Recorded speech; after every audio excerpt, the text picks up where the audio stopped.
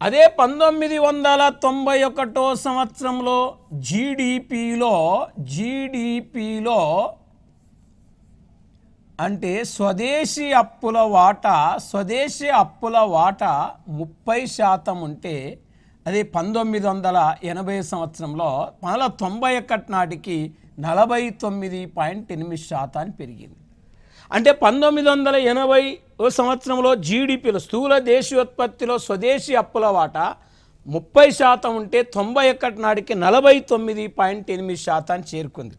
అదే 1980 సంవత్సరంలో జీడిపిలో విదేశీ అప్పుల వాటా 12% ఉంటే 1991 నాటికి 23% పెరిగింది. అంటే శ్రీమతి ఇందిరాగాంధీ గారు ప్రవేశపెట్టిన ఆర్థిక విధానాల వల్ల ప్రభుత్వ రాబడికి ప్రభుత్వ వ్యయానికి మధ్య వ్యత్యాసం పెరిగి కోశలోటు పెరగటానికి దారితీసింది.